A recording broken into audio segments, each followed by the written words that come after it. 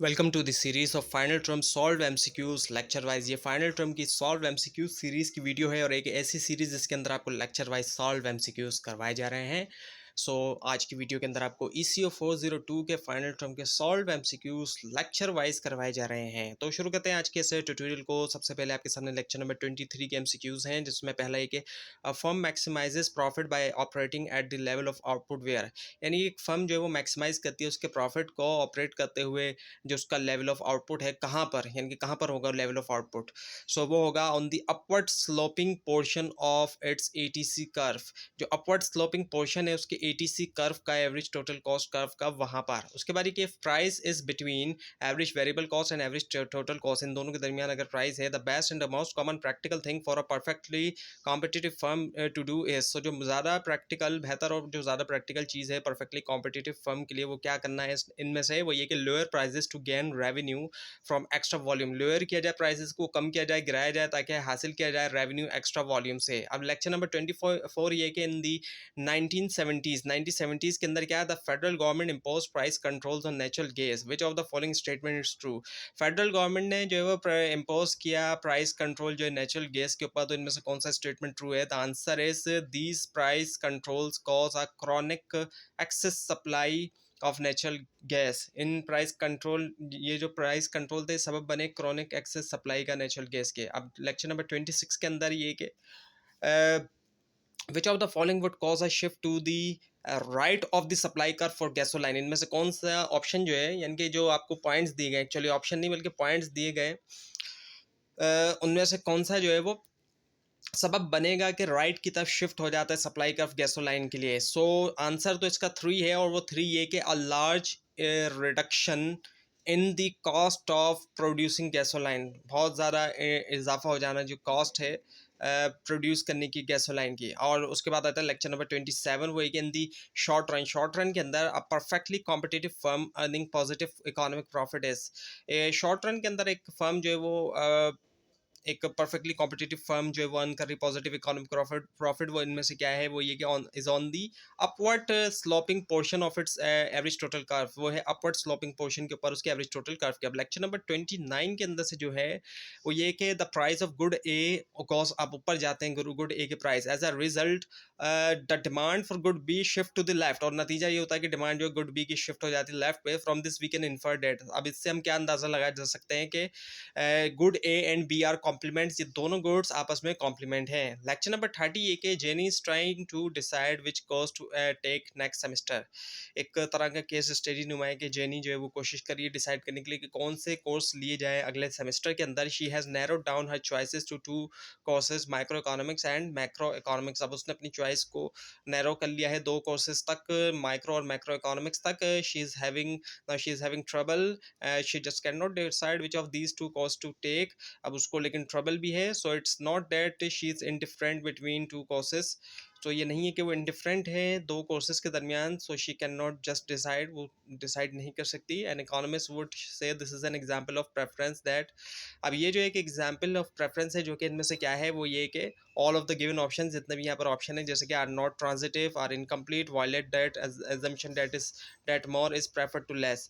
Lecture number 31 है। अब इसके अंदर जो इंपॉर्टेंट एमसीक्यूज है उसमें कि when the price of wood falls, जब प्राइस ऑफ वुड जो गिरती है, consumer surplus associated with the consumption of furniture. जो कंज्यूमर सरप्लस जो कि एसोसिएट है कंजम्पशन ऑफ फर्नीचर के साथ, वो क्या आ जाता है? इंक्रीज हो जाता है। अब लेक्चर नंबर 32 के अंदर जो इंपॉर्टेंट है, पहला ये कि 2 फर्म्स हैं, ईच प्रोड्यूसिंग डिफरेंट गुड्स, जो कि हर कोई प्रोड्यूस कर रही है डिफरेंट गुड्स को। वो can achieve a greater output, वो अचीव कर सकती है greater output than firm producing both good, उसके मुकाबले में जो प्रोड्यूस करी दोनों गुड्स को विद द सेम इनपुट। हम कंक्लूड कर सकते हैं, we can conclude that the production process involve, production process में जो है वो शामिल है, इनमें से क्या वो है? Economies of scale. अब ये कि लेक्चर नंबर 33 ये कि government intervention can increase total welfare when. Government intervention जो है वो इंक्रीज कर सकती है टोटल वेलफेयर को कब? There are cost of benefit that are external to the market, जब कॉस्ट ऑफ बेनिफिट जो कि एक्सटर्नल होता है मार्केट के लिए। अब लेक्चर नंबर 34 के अंदर ये कि एक इन्वेस्टमेंट जो अपॉर्चुनिटी है इज़ अ श्योर थिंग, वो श्योर थिंग है, इट विल पे ऑफ $100, वो पे ऑफ करेगा $100 regardless of which of 3 possible outcome comes to pass, regardless के कौन सा 3 पॉसिबल आउटकम आते हैं। So the variance of this investment opportunity, वो इनमें से क्या है जो वेरिएंस है इन्वेस्टमेंट अपॉर्चुनिटी का, वो जीरो है। अब ये कि लेक्चर नंबर 35 वो ये कि the concept of risk premium applies to a person that is, risk premium का जो कॉन्सेप्ट है वो अप्लाई किया जाता है कि ऐसे शख्स को जो इनमें से क्या होता है वो रिस्क एवर्स होता है। अब ये कि the law of diminishing returns refers to diminishing, law of diminishing returns से मुराद डिमिनिशिंग क्या है, डिमिनिशिंग मार्जिनल रिटर्न्स है। अब लेक्चर नंबर 36 ये कि टेक्नोलॉजिकल इंप्रूवमेंट, टेक्नोलॉजिकल इंप्रूवमेंट इनमें से क्या कर सकता है, can be shown as a shift in the total product curve. अब लेक्चर नंबर 37 आ जाता है, ये भी केस स्टडी टाइप है कि Rabia and Samina are shopping for new cars, ये दोनों जो है शॉपिंग कर रही हैं नए कार के लिए, हर वन ईच एक एक, यानी कि दोनों के लिए एक एक।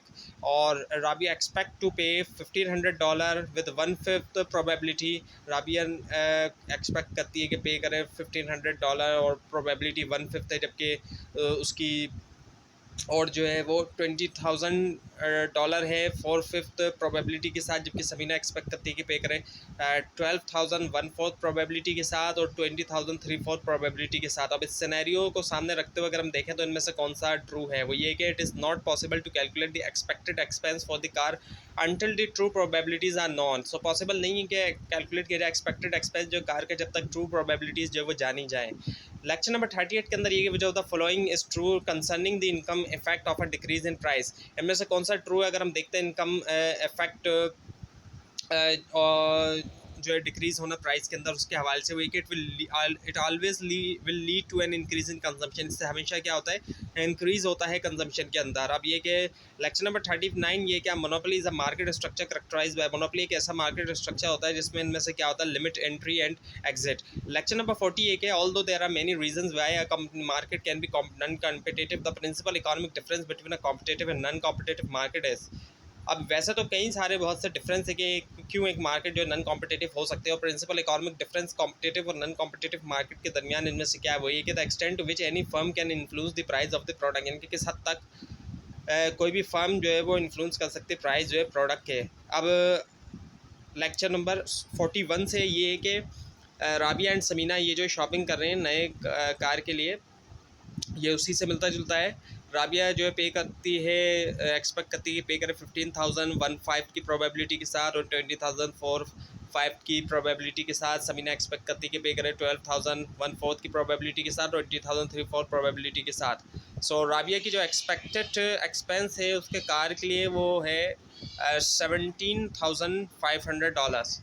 उसके बाद ये कि 42 लेक्चर में से ये कि the perfect information assumption of perfect competition includes all of the following except one, जो परफेक्ट इन्फॉर्मेशन अजम्पशन होता है परफेक्ट कंपटीशन का, उसमें तमाम शामिल हैं जितने भी ऑप्शन है, एक को छोड़कर वही कि consumer knows the prices available, consumer जो भी जानते हैं जो प्राइजेस अवेलेबल है।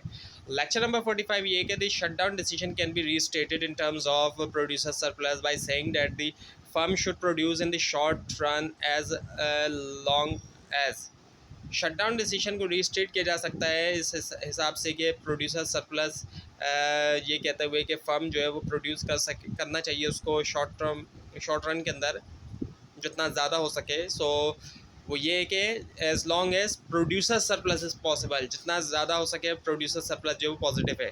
तो ये थी आज की वीडियो। आपको इस बारे में कोई क्वेश्चन है और ख़ासतौर पर इसमें कोई मिस्टेक दिखाई दे ज़रूर हाईलाइट कीजिए, और इस पूरी सीरीज़ को देखने के लिए और फाइनल टर्म एग्जाम्स की प्रिपरेशन के लिए इस चैनल को सब्सक्राइब कीजिए, बेल आइकन के ऊपर क्लिक कीजिए। Thanks for watching this video and best of luck for your exams.